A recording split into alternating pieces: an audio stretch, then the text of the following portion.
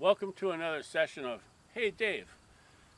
Today I'm up in Door County at Gills Maritime Museum. We're at Highway 42 and Wisconsin Bay Road.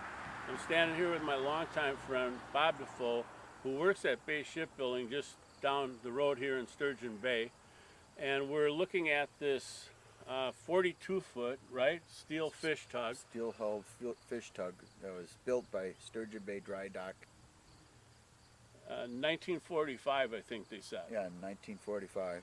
And then it's powered by Kallenberg? Kallenberg 30 to 36 horsepower diesel engine, 3-cylinder, that they typically had to preheat with torches because they didn't have glow plugs or any of that kind of technology. So they would light all the torches and wait for a while for the heads to heat up, and then they would crank it over until it fired.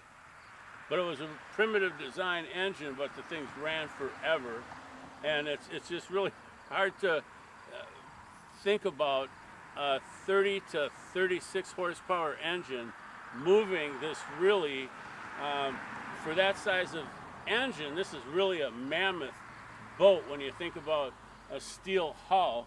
And we've been up tapping on it, walking around, you know, kind of hitting it with our hands, and we figure that it's probably, you know, 3/8 inch thick steel or better. It's all welded. And to think of this, you know, roughly 30, 36, I guess they didn't have dyno tune and analyzers back then. So roughly that's the horsepower, but it's just all this low end torque to push this thing through the water. Not fast. They weren't in any race. They took all day to do this fishing. Then they'd be fishing for either chubs or whitefish. And Bob, you worked on these boats when you were younger and tougher. Yeah, we used to fish out of Water's End and Sand Bay, which is a little bit south of here. And typically the days start at before sunrise, and we'd go out and pull up the nets. They'd pick the whitefish or pick out the chubs and size them and put them into different, what they called luggers. And then we would pack the nets, and then towards the evening, at the end of the day, we would reset. They'd set out a big hoop to spread the nets, and we'd reset the nets for the next time they went out. But the boats would roll. There was a smell of diesel fuel and coal smoke. They had a little coal stove in there to keep you warm, and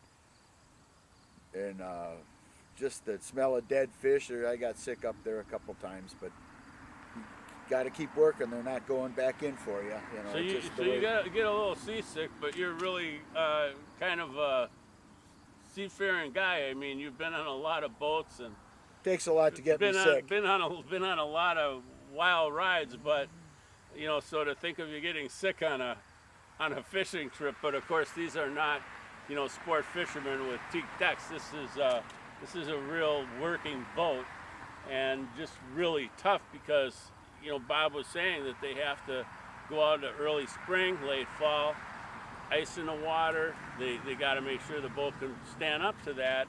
So the whole thing is really pretty much all sealed, except for a big back door where they would bring in the nets and then sort the fish.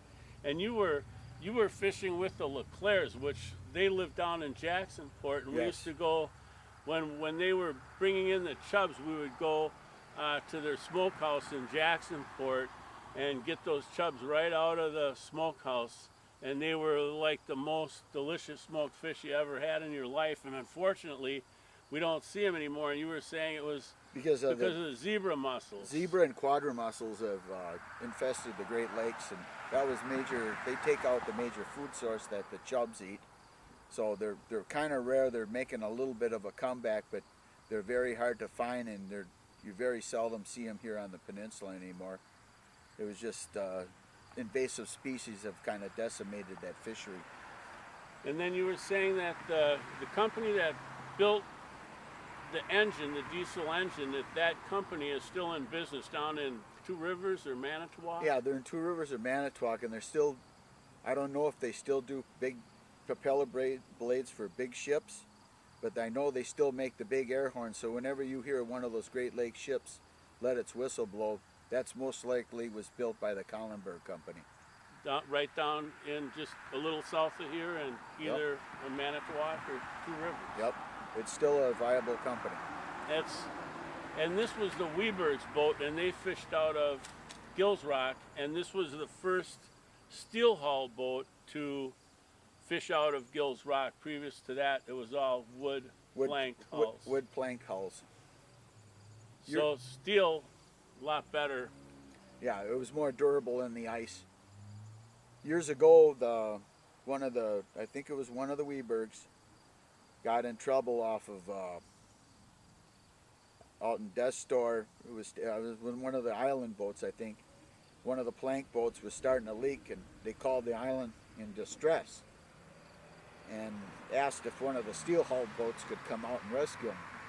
And one of our boats, we built the Buffalo, just happened to hear its distress call and put the boat in the lee of her wake and brought her back into Washington Island.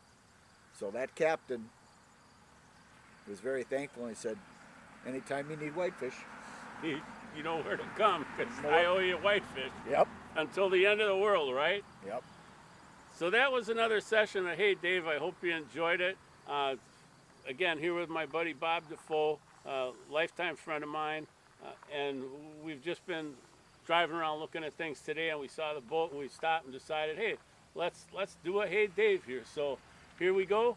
I hope you enjoyed it. Thanks, Bob. You're welcome, Dave.